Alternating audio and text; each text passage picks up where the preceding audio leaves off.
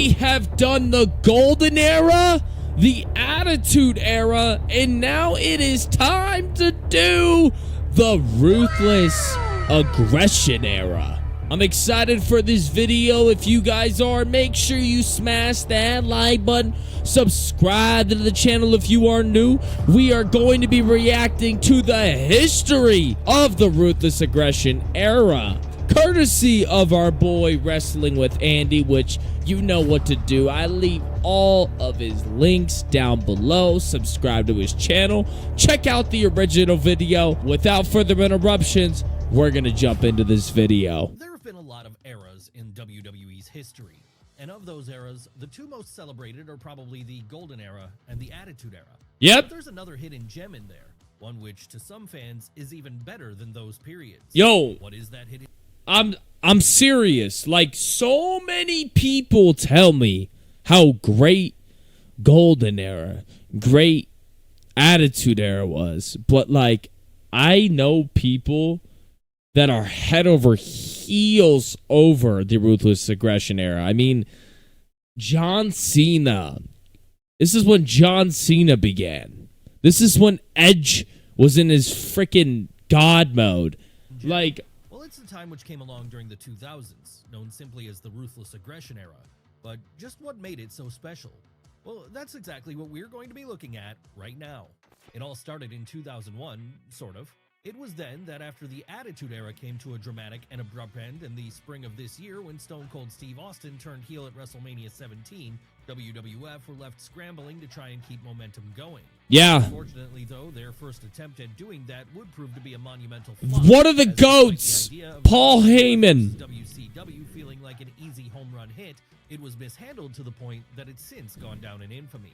So after that angle came to an end and Vince McMahon realized he was going to need to take things in a new direction if he wanted to stop the bleeding when it came to fans tuning out in droves, he decided upon something in the summer of 2002. What would that new direction be? Well, it would be summed up with two words: ruthless aggression. Yes, sir. To the roster as he stood in the middle of the ring on the July 24th episode of Raw, surrounded by everyone on the Red brand who he was looking to motivate. And the reason it was only the Red brand who were there was because, by this point, the brand split had taken place, and both Raw and SmackDown had been divided up into two distinct groups of performers, with the former being led by Ric Flair, and then later, former WCW boss Eric Bischoff, and the latter being led by Vince McMahon himself, and then later his daughter Stephanie. Obviously then, this meant that each show would be competing with each other in order to try and best represent Vince McMahon's new vision going forward. The only problem was, during those early days at least, it wasn't fully clear what ruthless aggression was supposed to be. What separated the killer instinct the boss wanted his roster to show here from the same killer instinct that they'd been showing during the Attitude Era? That was something everyone had to figure out. And one of the first people to make a real attempt at this would be John Cena. Yes, who made his SmackDown sir. Ruthless aggression.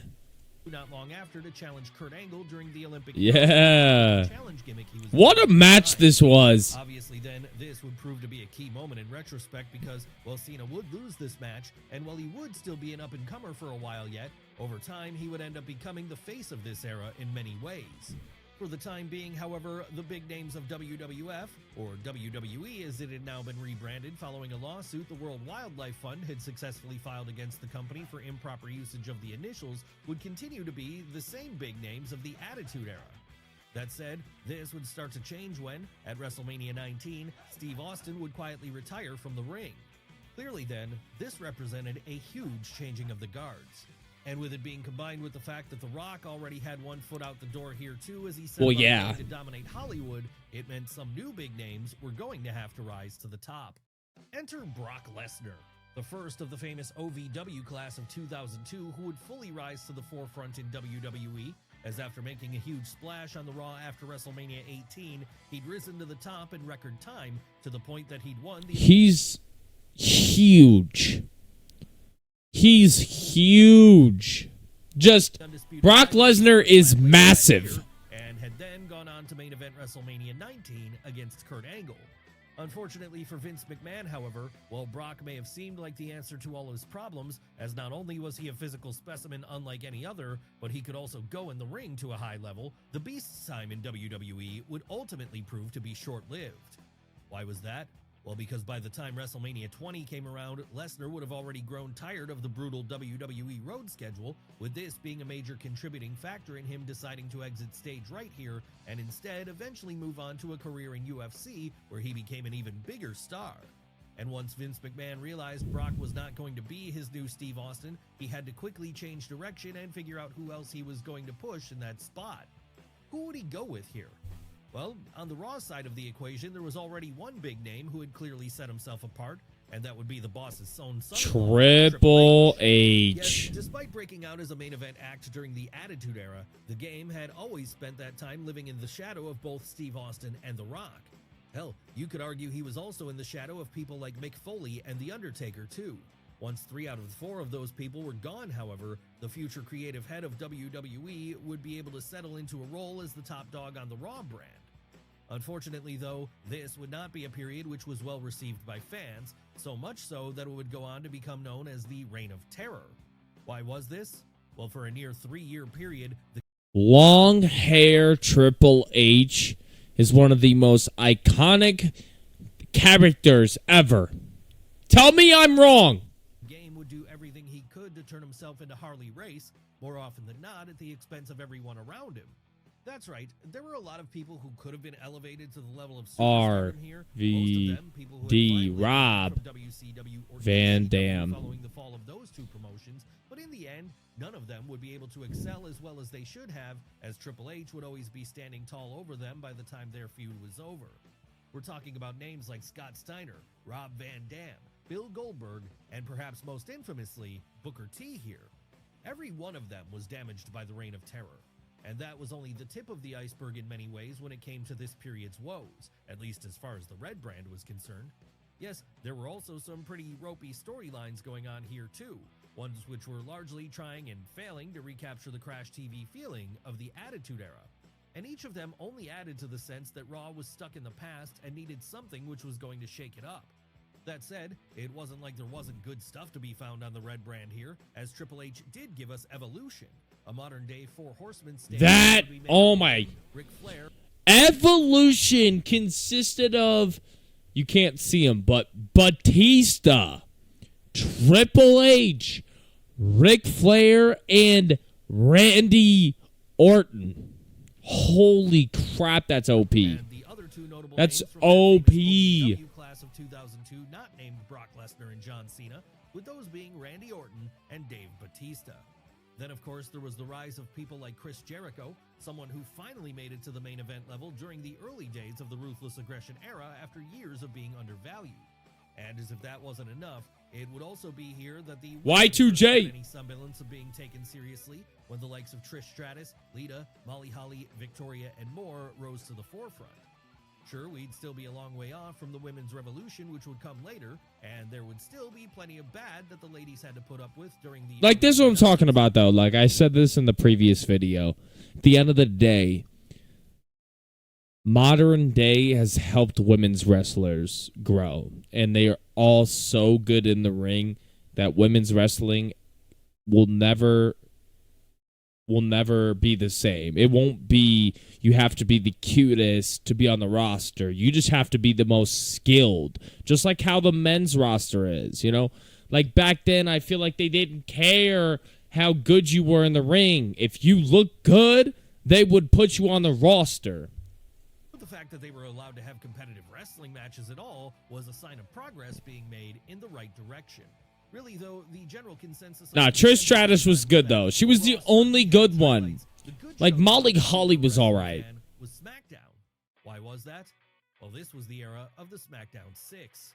That's right, once Paul Heyman took the creative reins of the Blue brand, he'd start focusing the show much more on in-ring action. Rey Mysterio! The sextet of performers he used to promote this style being Kurt Angle, Edge, Chris Benoit, Rey Mysterio, Eddie Guerrero, and Chavo Guerrero. Take any of these performers in any combination back in the early 2000s, and you were bound to get a banger. And they weren't the only things making SmackDown the A show of the people here. No, aside from that, you had Brock Lesnar, someone who hadn't yet made his exit here, on top of the card and putting on some truly dominating performances at every turn against the likes of The Undertaker and the Olympic gold medalist. Of course, once Brock did leave in 2004 then, it left a gap in the main event scene, one which, for a while at least, was filled by Eddie Guerrero following his iconic WWE title win at No Way Out that February, one of the most feel-good moments in wrestling history. In the long term, however, it was never going to be Eddie Guerrero who was going to lead the charge for the Ruthless Aggression era, just as it was never going to be Chris Benoit who did this once he was moved over to Raw for a while. No, despite both of these men ending WrestleMania 20 by celebrating in the ring with their newly won WWE and World Heavyweight titles, by that summer, each would be getting pushed back down the card as new champs took their place in the form of JBL and Triple H once more. Thankfully, though, this time these runs on top would only be transitional ones from the heels, ones designed to set up the true crowning of the next generation, a crowning which would finally happen at WrestleMania 21 in the spring of 2005. Who would be the new faces of this generation who were crowned at that show? Well, it would be two of the three remaining members of that OVW class of 2002, John Cena and Dave Bautista. Ooh. Yes, after spending the better part of a year rising up the card as United States champion, it would be at the 21st annual showcase of the Immortals that Big Match John became the ace of SmackDown when he beat JBL for the WWE title. And meanwhile, as that was happening, Big Dave would be closing out the hottest angle the company had put on in years when, after splitting from Evolution and subsequently turning babyface, he managed to relieve Triple H of his World Heavyweight title in the main event and formally end the Reign of Terror in the process. What was happening with Randy Orton, the other member of that 2002 OVW class, while this was going on? Well, he would reach superstardom too. In fact, he was the first of the three to become world champion when he beat Chris Benoit at SummerSlam the year prior for the honor, with that making him the youngest world champion in WWE history, a record he holds to this day. Ultimately, though, his title run would be cut short and he'd be de-pushed for a little while, with this partially being a result of the notorious attitude problems he was having behind the scenes back then. That's right, similar to how 90s Shawn Michaels was almost impossible to work with, young Randy Orton also proved to be a major headache for those around him. Oh, really? That led to him falling into the spot of being a solid third place behind Cena and Batista for a while. Not that he was getting nothing to work with at this point, of course. Though at WrestleMania 21, he'd have a classic with The Undertaker, one which pretty much set the template for the streak bouts which were to come in the decade following. And speaking of Shawn Michaels, he'd also be having quite a time here as, following his return to the ring in 2002 after suffering what was at the time believed to be a career-ending back injury, he'd once more be a focal point of the Raw brand in his own right. That said, HBK was very much in the role of semi-legend here, not someone who the entire show was being built around anymore. No, that spot remains Batista's. Shawn Michaels, one of the few people that I have respect for, because like he said, like Andy said in his video there, he said that Shawn Michaels was a problem, you know? And that's basically what he was. He was a problem in the backstage. I mean, but he turned it around and people started working with him, because he stopped being a problem. I mean, same thing with Randy Orton. I feel like he's going to talk about it more, but he was a problem. Apparently, he was a problem backstage. So, but now it just seems like he's cool. He's still wrestling. I haven't heard anything about backstage problems with him, so he obviously figured it out. So, you'd think some of these people like Enzo Amore could have figured it out and been in WWE still. Had great promo skills. Not the best in-ring competitor, but could work a microphone. So, if he would have just chilled out and maybe fixed it, he could still be in WWE, And John Cena's for Raw and SmackDown brands, respectively. But things were about to change even with this dynamic, as during the 2005 WWE Draft, each man would be moved to the opposite show, with them taking the respective title belts with them. Why was this being done? Well, despite SmackDown still arguably being the better show in 2005, Raw remained the flagship, the one which got the highest viewership on account of it having the most cash with casual fans. So when Vince McMahon decided that they were going to go with John Cena as their true ace over Batista, they made the decision to move him and his WWE title over to the main show. Still, even if this was a loss for SmackDown, they did get a strong replacement in Big Dave during the trade. And they also continued to have the ultimate legend in the company back then, The Undertaker. Blue brand by that point. And as if that wasn't enough, they also had the company's cruiserweight division as an exclusive, with this meaning they were able to feature the high-flying antics of performers such as Billy Kidman, Paul London, and Brian Kendrick on a regular basis. And they'd also eventually have Edge as an exclusive. Yeah, another huge star who'd risen up the ranks during the both shows were stacked. Like, both shows were stacked. 2000s, Simple. turned himself into a bona fide main event act after turning heel and winning the inaugural Money in the Bank contract. Hell, so high would the Rated R superstar rise here, he'd at one point feel like the main rival to John Cena, especially when he was beating him for the world title. That said, for as much as Edge would go on to become a key player for SmackDown during the latter half of the Ruthless Aggression era, the first part of it would see him be featured as a Raw act, as, with Lita by his side, he was booed out of every arena he entered. And that gave us one of the more memorable angles of the mid-2000s when he started an on-screen rivalry with Matt Hardy, one which blurred the lines of reality and fiction, as it was built upon the fact that Edge and Lita had been having a real-life affair behind version 1's back. Of course, that was a good feud. This was nothing compared to what would happen in November of 2005, as that was when, to the shock of everyone in the industry, Eddie Guerrero passed away suddenly. What had happened to him? Well, after years of steroid abuse had taken a huge toll on him and enlarged his heart to a dangerous size, it finally gave out, and he was found by his nephew Chavo on the floor of his hotel room. So as you would expect then, this, combined with all the other cases of wrestlers in their 30s and 40s who were passing away for similar reasons at that point in time, led to WWE instituting a new wellness policy, one which would help them take care of the health of performers on the roster, all while avoiding some of the bad PR which was now coming their way. Still though, even if this would help to get the substance abuse issues in the locker room under control somewhat, it wouldn't fix the Eddie-sized hole which was now left in fans' hearts. Did you know that in Texas, rifles can be carried in public without a license, whereas in Florida, no open carrying is allowed? No, the only thing which came close to doing Yeah, this R.I.P. was Eddie, in though. honor of his R.I.P. fallen Eddie. friend, Rey Mysterio won the 2006 Royal Rumble and then went on to WrestleMania 22 where he beat both Kurt Angle and Randy Orton in a triple threat match to become the new World Heavyweight Champion. Like I said, I don't know if I've said this already or not. Rey Mysterio is a hero-like character. Him and Cena are the two people that if you were to tell me they're your favorite wrestler of all time, I ain't gonna complain. All right? I'm not gonna ask you why either. I get it. You know?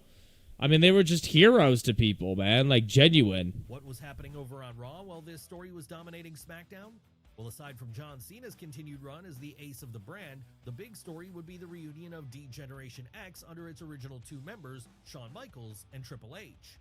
That said, this would be a very different DX to the one which had existed in the 90s, as by then both men were older and, in the case of HBK, he'd found God and become a born-again Christian, meaning the same risque antics they'd gotten up to during the 90s just wouldn't fly anymore.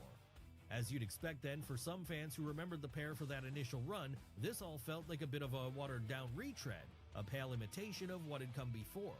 But for kids who missed out on the Attitude Era and who were seeing DX for the first time here, it was all still fresh and was entertaining enough to get them tuning in every week as the pair went to war with the McMahon family and their hand-picked roster of minions like the Spirit Squad. And again, it wasn't like DX were being asked to carry the show in 2006. No, by that point, even Triple H had taken a step back from feeling the need to be the focus of Raw every Monday night, as instead, the new generation were fully in control at the top, with the main four of these now being John Cena, Batista, Randy Orton, and Edge. Yes, WWE It's had managed to stacked. finally solidify a new generation of stars to take over the old ones and make the Ruthless Aggression era feel like something distinct from times prior. And that meant it now no longer came across as a company all about the Crash TV stylings of the Attitude Era for the most part, or the cartoon theatrics of the Golden Era for that matter, even if Big Match John felt like a very Hulk Hogan-coded act. But there were still some problems deeply rooted into the direction Vince McMahon's promotion was going in here, the biggest of which was probably the overall fan response to John Cena. You see, well, Big Match John had gotten very over with fans during his early run as the Doctor of Thugonomics, a cocky, streetwise rapping heel who'd eventually have to turn babyface as a result of audience demand. Once he won the WWE title at WrestleMania 21 and was formally coronated as the face of the company, Vince McMahon felt the character wasn't child-friendly enough.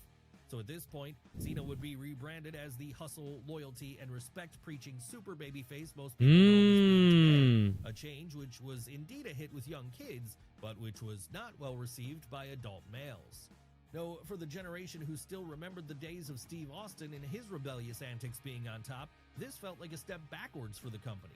and that section of the fan base would let their feelings be known on a regular basis as, from about mid-2005 onward, John Cena would get mixed reactions at best and would be wildly booed out of buildings at worst. It didn't matter who WWE threw up against him in order to try and get fan sentiment back on the champ's side. No one could change their feelings toward the West Newbury native. Not Triple H, not Chris Jericho, not even Kurt Angle. Oh, And snap. that could never be more obvious than at One Night Stand 2006, the second edition of an ECW revival which had started the year prior. Why was that? Well, it was at this show that in the main event, Big Match John received one of the most vicious crowd rejections of all time, being here that the iconic If Cena wins, we riot. fan sign of course, given this was an ECW crowd, it was always going to be more than a little bit extra in favor of Rob Van Dam, the man who ended up dethroning the champ that night. After all, Paul Heyman's renegade group of misfits had always stood in opposition to WWE. So that's why it was ultimately so disappointing for so many fans when, after One Night Stand 2, Vince McMahon decided to revive the old brand that he now owned the rights to as a weekly show, one which would soon become known as WWECW. Why would it become known as this? Well, it quickly became apparent that this was not going to be a show which maintained the same spirit as the hardcore brand had back in the day over in Philly. No, what WWE put out here very much felt like a parody of ECW in many ways, a parody which would ultimately act more like a developmental league for the promotion, not too dissimilar to what NXT would later become. Damn. Vince McMahon would try to give some legitimacy to the whole thing at points, but any attempts to do this would only backfire, as not only would Rob Van Dam's world title reign end up getting cut short when he was busted for smoking weed during a car ride with Sabu, but additions to the extreme like Kurt Angle That's would insane. exit stage right before 2007 arrived. That's right. It was in 2006 that the Olympic hero left WWE after his own substance abuse issues got so bad that WWE felt like they could no longer keep him on their books. Obviously then, this marked a turning point in the Ruthless Aggression era, as it meant another one of its most notable names was no longer there, and what's more, it meant Angle would never get to have his planned WrestleMania match against The Undertaker. What a shame that was then, as by this point the Dead Man was about to start a string of classics at the showcase of the Immortal, Yep. a streak within a streak of sorts, with the first of these happening at WrestleMania 23 during his one-on-one bout with Batista. And that wasn't the only big thing starting for WWE in 2007, as this would also be the year that CM Punk started his rise. Now, he wouldn't yet be anywhere near the level he'd eventually reach in 2011 with his famous pipe bomb promo, but across 2007 and 2008, the Second City Saint would begin his ascent by doing things like winning the Money in the Bank contract, becoming World Heavyweight Champion, and having a very memorable feud with Jeff Hardy. And while he was doing this, over in the women's division, things were continuing to get stronger as the likes of Mickie James were now entering the fray, with it being her who had probably the best women's program of the era against Trish Stratus here. Unfortunately, though, this period would also mark one of the biggest scandals in wrestling history. And Oh, the event which yeah. brought the Ruthless Aggression era to an end, as it was in June of 2007 that the infamous Chris Benoit incident happened. Yes, we all know the gory details of this one by now, so we won't go into it too much. Yeah, that's But pretty bad. suffice it to say, Guys, I ain't gonna lie. I was 4 years old when this happened, and I had no idea what wrestling was at the time. But when I was 4 years old, obviously, like, I don't even know where I'm at. You know what I'm saying? I know people probably were, like, shocked, right? Just shocked. And you never can forgive someone for doing that. If that, that's just, the story broke. it's always shocking to, like, think about, Showed a very negative light on WWE. So, just as they had instituted the wellness policy following the passing of Eddie Guerrero in 2005, WWE would now implement a ban on things like chair shots to the head going forward, all while they were also putting stricter restrictions on wrestlers returning to the ring after they'd suffered a concussion.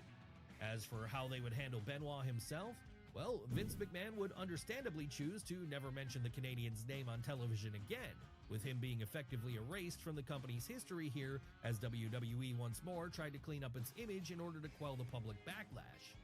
And that would all lead to 2008, the year that the Ruthless Aggression era officially came to an end. dang. While other eras often have a more vague endpoint, we can actually pinpoint the exact moment this period came to a close, as it would be on July 22nd, 2008, that the company formally went PG. Why had they gone PG here? Well, as you would expect, a major factor was the Chris Benoit situation. Really? He still wanted to distance themselves from that incident as much as they could here, with the best way of doing this being to move the entire direction. That's actually smart, though. That's smart that they moved to PG, though, because that Chris Benoit situation could have screwed like wrestling up, but they moved to PG era, and then they give John Cena the throne. Company in a more smart direction. But it wasn't the only reason. No, there was also the fact that new sponsors, such as Mattel being brought on board, meant Vince McMahon simply wasn't going to be able to get away with some of the more salacious elements of his product he'd enjoyed putting out there prior. Okay, all right. This meant the last pay-per-view, which the era would give us, would be July 2008's The Great American Bash. A pretty good way to go out as it happened, because it was the show which gave us an excellent Chris Jericho-Shawn Michaels bout, one of the highlights of their great feud that year, in fact. And on top of that, it would also highlight so many of the names which had made the 2000s so special for WWE, as performers like John Cena, Batista, Edge, and Triple H were all... This is when I started watching. PG era. PG era, man. Hell, it would even be the last time that Vince McMahon would officially sanction the use of blood on one of his shows, with this not happening again until the TKO era over a decade later. Yes, for as much as it never achieved the same level of mainstream success that either the Golden Era or the Attitude Era did, the Ruthless Aggression Era was quietly one of the best the company ever produced. That was a video, bro. That was a video. I ain't gonna lie. It's just crazy to me that the Ruthless Aggression Era, the Golden Era, and the Attitude Era are just bounced around as the best one. You know, I guess it just depends on who you ask, right? Now that I've seen all three of them, if I had to pick between the three, I would genuinely think that the Ruthless Aggression Era was the best era. And that's just because some of my favorite wrestlers were in that era. And honestly, some of the greatest of all time were in that era, right? And honestly, a close second would most likely be Attitude Era. I think Golden Era doesn't even compete with these two eras. As much as they're all fun and they're all good in their own way, that's kind of the order I'd put that in. But if you guys enjoyed this video, make sure you smash that like button, subscribe to the channel if you are new. If you guys see right here, we have Wrestle with Andy, the guy who made this video possible. Make sure you go subscribe to him. I'll leave his link down below as well as his original video. I'll catch you guys in the next one. Peace out.